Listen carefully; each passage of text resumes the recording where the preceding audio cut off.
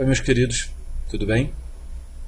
Bem-vindos a mais um Leituras Comentadas de Obras Consagradas. Bom, eu sou o professor João Cunha.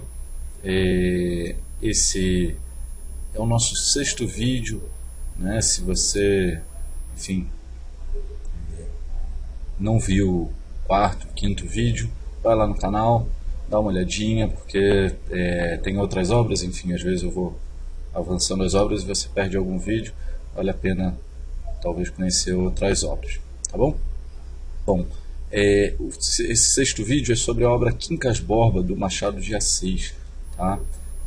Eu vou usar como referência a edição da Ateliê Editorial, certo? Dessa obra, enfim, já totalmente consagrada, tá? Vamos à leitura do início, né? Lembrando que o grande propósito desse canal é ler o início de grandes obras para dar uma forcinha para você que começa a ler, fica meio sem entender, ou sem se envolver com a história. De repente, lendo junto comigo, você começa a entender um pouco melhor o enredo e já se anima para avançar nessa leitura dessa grande obra do, enfim, não preciso nem explicitar o quão importante é Machado de Assis para a história da literatura brasileira, tá bom? Bom, essa é uma obra de 1891, que quer dizer que quando Machado de Assis lança essa obra, ele já tinha lançado duas outras grandíssimas obras, né, quais sejam o Memórias Póstumas de Brás Cubas e o Dom Casmurro, certo? Essas três obras vão formar aí, enfim, um grupo de obras do auge do realismo machadiano, certo? São as três principais obras desse grande autor, se a gente considera os romances, né? Se a gente considera os contos, aí, enfim, tem uma infinidade. Vamos então à leitura do início da obra, do capítulo 1º de Quincas Borba. Tá?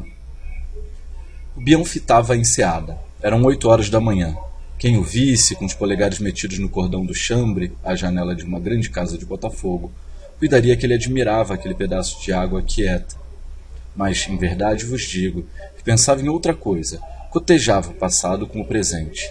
Que era há um ano? Professor. Que é agora? Capitalista. Olha para si, para as chinelas, umas chinelas de túnis que lhe deu recente amigo, Cristiano Palha, para a casa, para o jardim, para a enseada, para os morros e para o céu. E tudo, desde as chinelas até o céu, tudo entra na mesma sensação de propriedade. Vejam como Deus escreve certo por linhas tortas, pensa ele. Se Mana Piedade tem casado com Quincas Borba, apenas me daria uma esperança colateral. Não casou. Ambos morreram.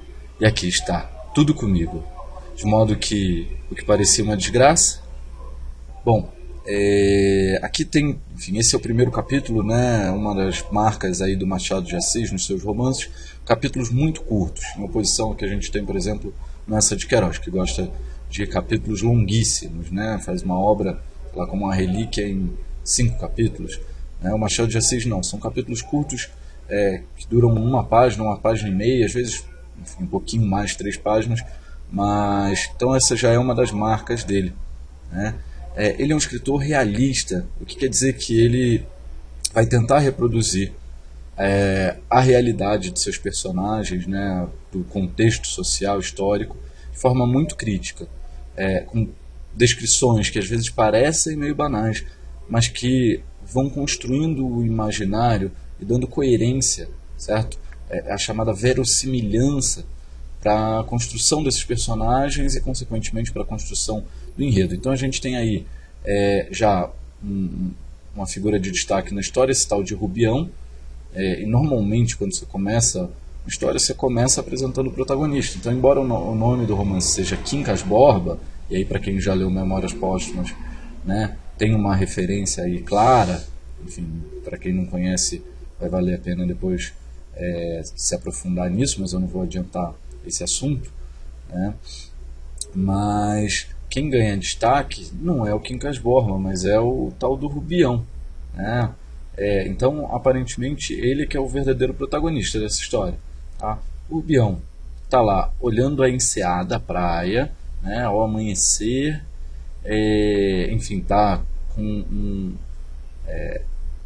chambre, né, um roupão de tecido muito delicado e caro, certo? Uma espécie de roupão, né? Então ele está, enfim, olha a imagem, esse cara olhando pela janela da sua casa, uma grande casa em Botafogo, que no século XIX era um bairro da elite carioca, né? Um bairro nobre, digamos assim, enfim, com o seu roupão de tecido muito caro, né? Já constrói a imagem desse cara como um ricaço, tudo bem? Essa é a imagem que está sendo construída.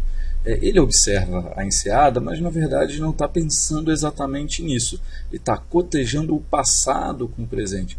Isso quer dizer, ele está pensando no passado dele, né, e comparando com o presente. E que passado é esse? Não é um passado tão distante, é um passado de um ano. Um ano antes ele era, bom, tratado aí de forma pejorativa, né? O que era ele há um ano? Um professor, como se dissesse um mero professor. Né? E agora, o que ele é? Um capitalista. O que quer que seja que isso queira dizer.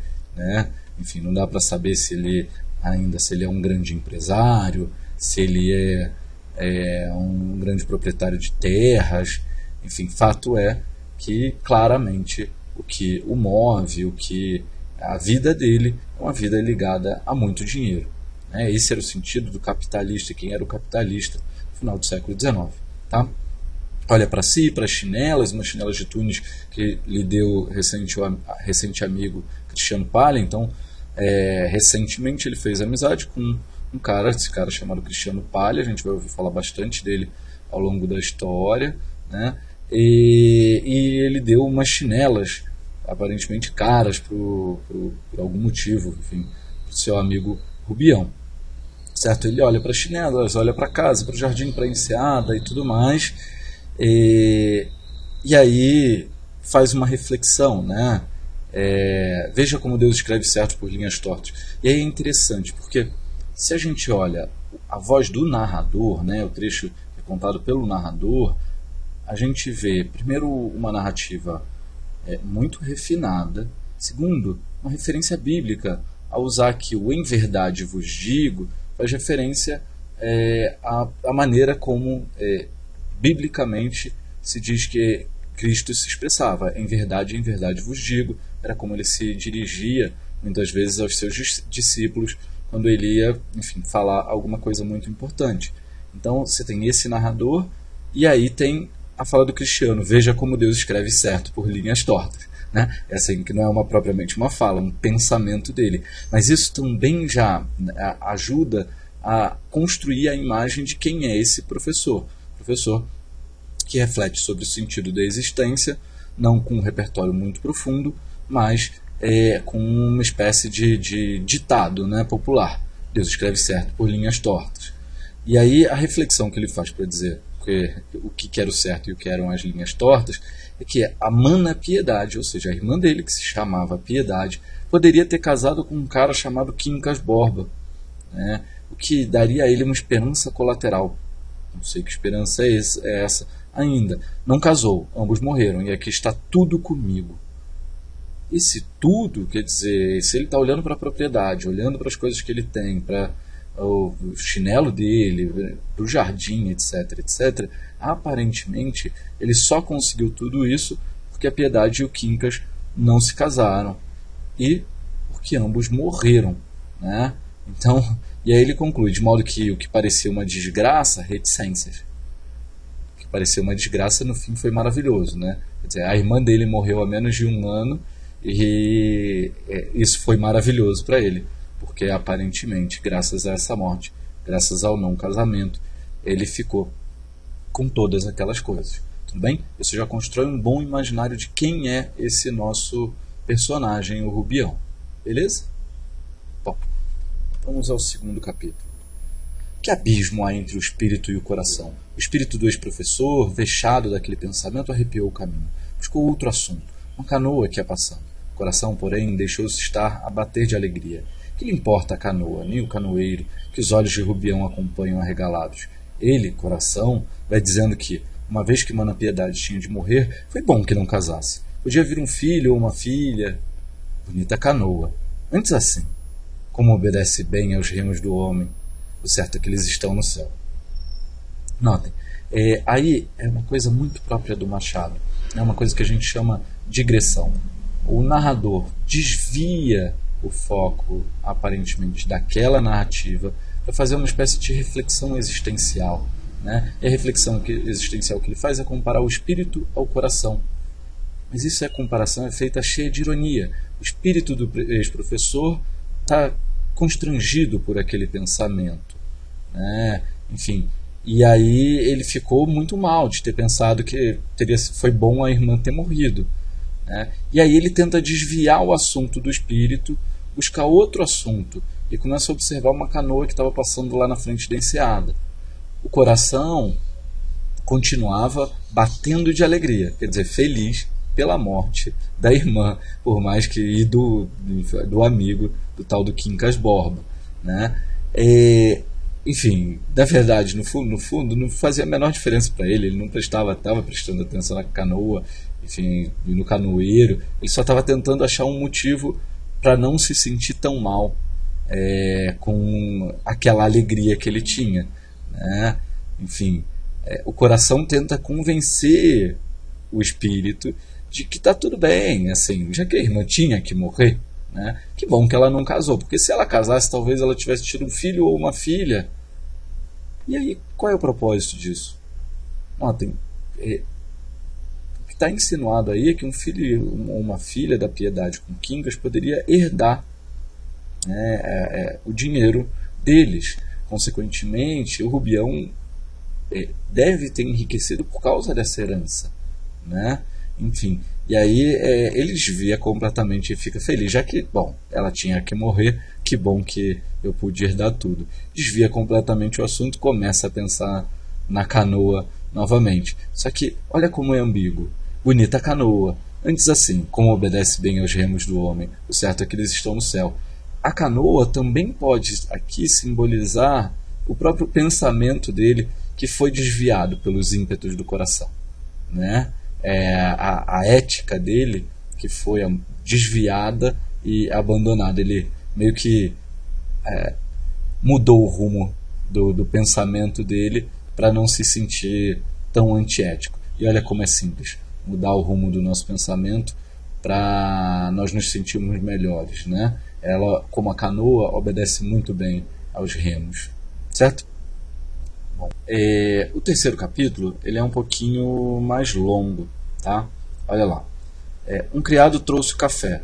Rubião pegou na xícara, enquanto lhe deitava açúcar, ia disfarçadamente mirando a bandeja, que era de prata lavrada. Prata, ouro, eram os metais que amava, de coração. Não gostava de bronze, mas o amigo Palha disse-lhe que era matéria de preço. E assim se explica este par de figuras que aqui está na sala, um Mefistófeles e um Fausto. Tivesse, porém, de escolher, escolheria a bandeja, primor da Argentina, execução fina e acabada. O criado esperava teso e sério. Era espanhol, e não foi sem resistência que Rubião o aceitou das mãos de Cristiano. Por mais que lhe dissesse, estava acostumado aos seus crioulos de Minas, e não queria línguas estrangeiras em casa. O amigo Palha insistiu, demonstrando-lhe a necessidade de ter criados brancos. Rubião cedeu com pena. Seu bom pajem, que ele queria pôr na sala como um pedaço da província, nem o pôde deixar na cozinha, onde reinava um francês, Jean. Foi degradado a outros serviços. Quincas Borba está muito impaciente. Quincas Borba está muito paciente? Perguntou Rubião, bebendo o último gole de café, e lançou um último olhar à bandeja. Notem, a gente está construindo toda a imagem desse cara. Tinha acabado de falar do coração, das coisas que ele tinha no coração, e aqui no terceiro capítulo o narrador começa falando da rotina desse cara, que está ali tomando café, sendo servido por um criado, né? E aí olhou para a bandeja de prata, e aí ele fala que prata e ouro eram os metais do seu coração, que ele amava de coração. Então olha o que esse cara tem no coração, né? Um certo materialismo, uma certa ganância. Ele não gostava do bronze, mas esse amigo Palha, de quem, enfim, é um amigo recente, de menos de um ano pelo visto, né, disse que era relevante ter objetos de de bronze, né? E por isso ele tinha duas figuras em bronze na sala, um Mefistófeles e um Fausto, referências aí à obra do Goethe, né? Enfim, Fausto, intitulada Fausto. Mefistófeles seria uma representação do diabo nessa obra, Fausto, enfim. Então tem uma referência aí cultural enfim, elite intelectual, né? Vamos ver se ele de fato vai ser um admirador de Goethe, vai ser um grande leitor, a gente ainda não sabe, mas certamente tem um capital simbólico você deixar figuras. Ao mesmo tempo, demonstra uma certa admiração pelo romantismo, né? Porque poderiam ser personagens de outros estilos literários, de obras de outros autores, né? De outros estilos literários e não propriamente do Goethe, um dos maiores representantes do romantismo no mundo. Tudo bem? Enfim, talvez tenha uma simbologia, o fato de que ele tem na sala duas figuras que remetem a uma história marcada por um encontro com o diabo, tá? Por alguém que encontra o diabo e faz uma espécie de pacto com o diabo, certo? A origem dos bens dele é destacada na sequência, né? E a própria relação dos criados.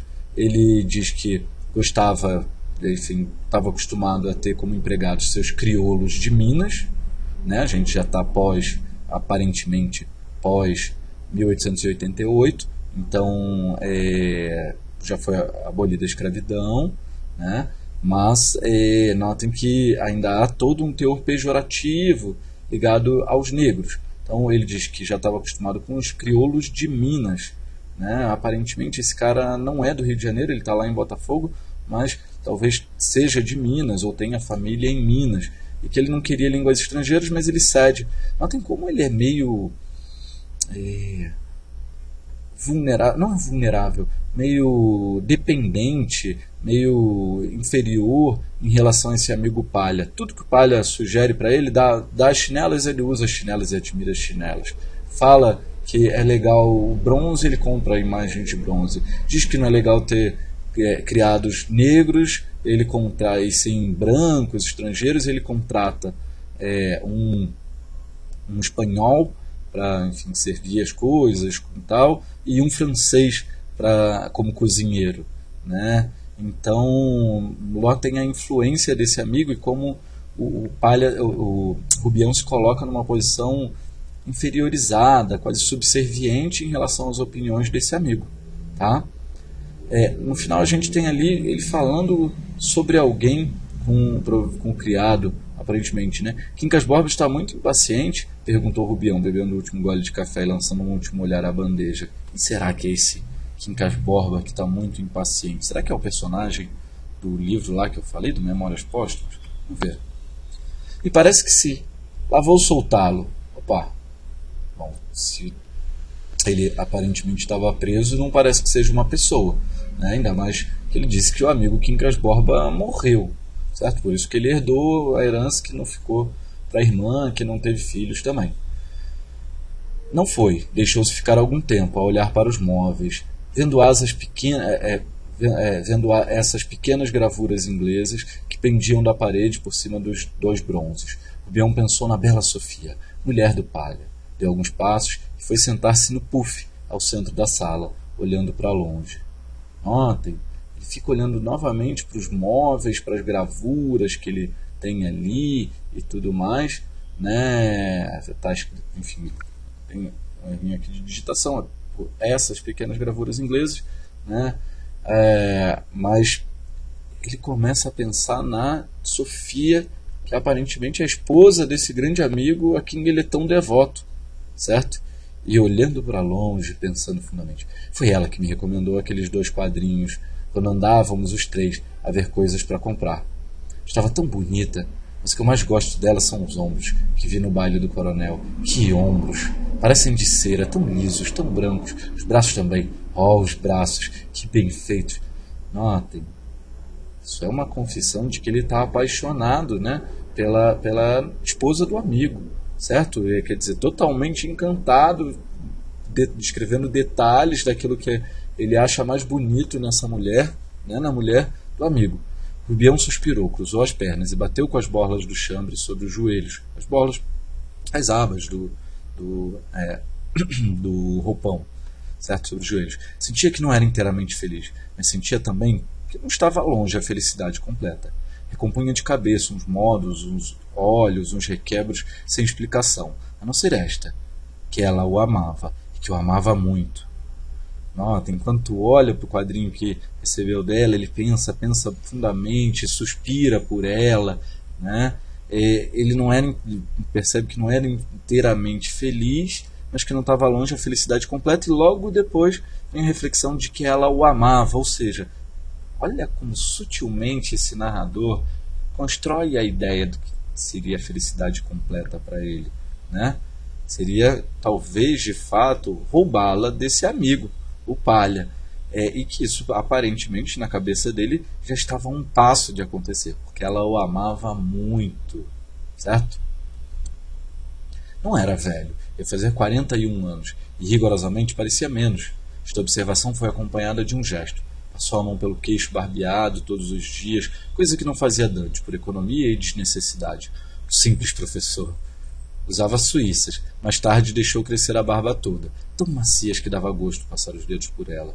E recordava assim o primeiro encontro na estação de Vassouras, onde Sofia e o marido entraram no trem da estrada de ferro, no mesmo carro em que ele descia de Minas. Foi ali que achou aquele par de olhos viçosos que pareciam repetir a exortação do profeta. Todos vós que tendes sede, vinde às águas. Não trazia ideias adequadas ao convite, é verdade. Vinha com herança na cabeça, o testamento, o inventário, coisas que é preciso explicar primeiro, a fim de entender o presente e o futuro. Deixemos Rubião na sala de Botafogo, batendo com as borlas do chambre nos joelhos e cuidando da bela Sofia. Vem comigo, leitor. Vamos vê-lo, meses antes, à cabeceira do Quincas Borba. Então, olha lá, ele começa a refletir sobre o fato de que ele não era velho, meio que pensando como ele era atraente, por isso a Sofia poderia se apaixonar por ele e largar o Palha de vez. Começa a pensar como a barba dele era bem feita, que tempos antes ele não fazia a barba todos os dias porque ele precisava economizar, né? Não tinha dinheiro para fazer a barba todo dia e não tinha necessidade. O que quer dizer que, como um simples professor, né, ele não precisava ter determinados modos e características ligadas à elite, né, ao papel que ele, no presente da narrativa, ocupa como capitalista. Lembra? Lá no início apareceu essa referência de que ele era um capitalista. Usava suíças, que isso quer dizer costeletas, aquelas costeletas bem longas que se usava no século XIX, né, bastante comum no período vitoriano, certo? Muitas vezes juntando ainda com os bigodes. Ele raspava o queixo. Mais tarde deixou crescer a barba toda, então num dado momento, talvez para sentir-se mais sábio, mais, enfim, maduro, né, ele deixou a barba toda. Mas era uma barba macia, bem feita, bem aparada, né? E aí ele, enquanto pensa nesse seu aspecto, já bastante, enfim, na visão dele, belo, né, enfim, atraente, ele pensa no primeiro encontro, certo? Na estação de Vassouras. Vassouras é um lugar no interior do Rio de Janeiro, então, em um momento eles se encontraram no interior do Rio de Janeiro, numa estação, deve ser uma estação de trem, né? Olha lá, onde Sofia e o marido entraram no trem da estrada de ferro. Então, eles se encontraram nessa estação, na estrada de ferro, dentro do trem, né? Enfim, já indo para o Rio de Janeiro. Ele estava vindo de Minas, olha lá, no mesmo carro em que ele descia de Minas, ele estava vindo de Minas, descendo do norte, centro-norte para o sul, para o sudeste, né? Enfim, para o litoral. Foi ali que achou aquele par de olhos viçosos que pareciam repetir a exortação do profeta. Então, ali ele encontrou o primeiro encontro, talvez o amor à primeira vista, né? Os olhos cheios de vício, cheios de vida da Sofia, que pareciam repetir a exortação do profeta. Que profeta é esse? O profeta Isaías, certo? Que vai dizer: todos vós que tendes sede, vinde às águas.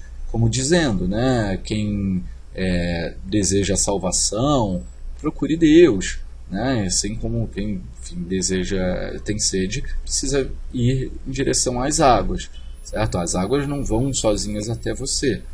Mas isso está sendo comparado, olha, que é irônico, né? Aos olhos de uma mulher casada por quem ele se apaixona, né? Como se o olhar dela fosse esse convite quase divino para que ele se tornasse devoto dela, para que ele se apaixonasse por ela, para que ele a procurasse sedentamente. Tudo bem? Não trazia ideias adequadas ao convite, é verdade, vinha com a herança na cabeça. Olha lá, agora a referência está clara. Tinha uma herança, talvez o Quincas Borba tenha mesmo deixado uma herança para ele, tinha testamento, inventário, enfim. Só que o narrador diz, isso eu preciso explicar muito para você entender o presente e o futuro. Não tem um antes, tem um durante e um depois, né? Deixamos Rubião na sala de Botafogo, lá onde ele estava observando a janela, cuidando com as borlas do chambre nos joelhos, certo? E cuidando da Bela Sofia, pensando na Bela Sofia. E aí o narrador convida o leitor, vem comigo, leitor, vamos vê-lo meses antes à cabeceira do Quincas Borba. Então agora a gente vai passar, né, na sequência um grande flashback, certo? O Machado de Assis também gosta de fazer muito isso, né? Fazer avanços e recuos no tempo para ir construindo o leitor o enredo e dando mais verossimilhança a essa história sem entregar todas as características de cara dos seus personagens. Tudo bem? Bom, esse é o início da obra, já me estendi bastante. Espero que vocês tenham gostado dessa primeira leitura e entendido essas sutilezas, essas ironias, as reflexões, como o humor do Machado, especialmente nesse livro, é um humor muito sutil, certo? A gente precisa ler com bastante atenção para perceber esse tipo de referência, como a do profeta sendo comparado, né, a profecia sendo comparada ao olhar da mulher casada. Tudo bem? Bom, meus queridos, assim eu encerro essa apresentação. Muito obrigado e até a próxima.